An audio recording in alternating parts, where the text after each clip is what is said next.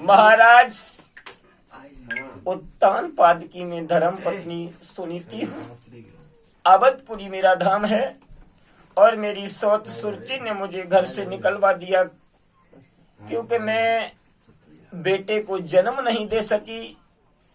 इसलिए मैंने अपने महाराज की दूसरी शादी करवाई और शादी करने के बाद में मेरी सौत ने मुझे घर से निकलवा दिया। इसलिए मैं मरने को जंगल में आई हूँ। नारद कहने लगे लड़की, अरे आत्महत्या करना तो बहुत बड़ा पाप होता है। तुम अपने घर लौट जाओ और तुम्हारे पुत्र अवश्य होगा। सुनीति कहने लगी, महाराज हम तो जानते थे महात्मा लोग झूठ नहीं बोलते हैं, लेकिन आप वो झूठ बोलते। क्या बात है?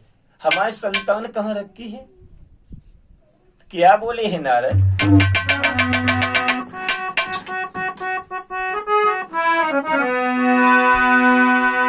अरे नारद बोले बेटी सुन ले बचनुआ, नारद बोले बेटी सुन ले बचनुआ, तुम्हारो घर मारे कजन में नरनुआ, तुम्हारो घर मारे कजन में नरनुआ।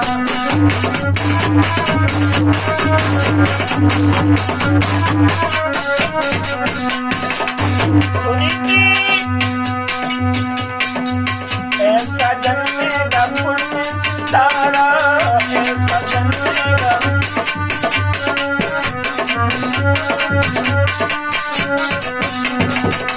ऐसा जन्मेगा पुण्य सितारा, ऐसा जन्मेगा।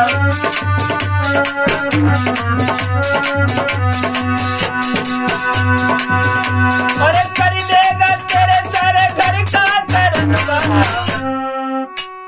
कर देगा तेरे सारे घर का करनवा, तुम्हारे घर मारे कुछ में नरनवा, तुम्हारे घर मारे कुछ में नरनवा।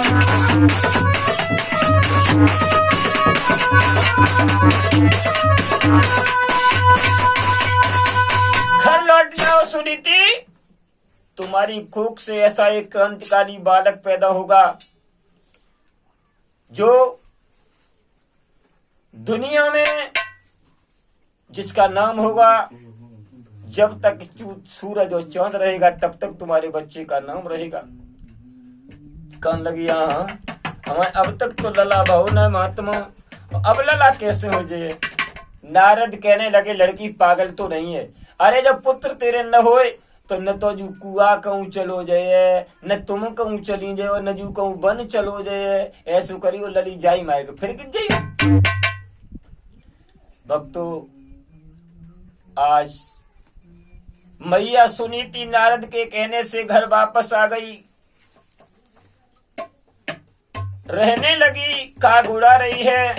इधर में एक दिन महाराज उत्तानपाद घोड़े पर सवार होकर के शिकार खेलने चले। शिकार खेलते खेलते खेलते खेलते महाराज जब वन में पहुंच गए, शाम का समय हो गया। एक हिरन दिखाई दिया, महाराज हिरन के पीछे पड़ गए। सेना से कहा कि तुम यहीं ठहर जाओ और थोड़ी देर मेरा इंतजार करना। यदि आप अंधेरे से डरते हो तो अपने घर चले जाना, क्यों मैं तो अकेला ही चला आऊंगा। अब तो काफी देर तक तो सिपाहियों ने इंतजार किया। इंतजार करने के बाद में सिपाही तो घर चले गए। सुरची ने जैसे ही पूछा कि हमारे महाराज कहाँ हैं, तो सिपाही कहने लगे महारानी वो तो हिरन के पीछे चले गए, पता नहीं कितनी देर में आएंगे। सुरची कहने लगी ठीक है तुम जाओ, मेरे महाराज शेर है, कोई मेरे महाराज ऐसे तो नहीं है जो उन्हें कोई मार डाले या कोई पकड़ ले। जाओ। भक्तों, समय बीतने के बाद में इधर महाराज उत्तानपाद जैसे ही आए हैं तो विचार आया कि आज चलो लेट तो हो ही गए हैं, चलो सुनीति के महलन तक ने घूमत चले। तो भक्तों, महाराज उत्तानपाद आज चले हैं और मैया सुनीति के महलों पर आवाज लगाने लगी, अरे सुनीति, ओ सुनीति, सुनीति। और कहा बोले हैं, अरे सुकनी में सोई गई मेरी रानी।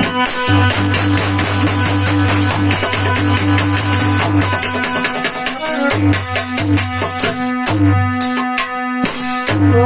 कांटे रहते घूंघसू ज्ञानी।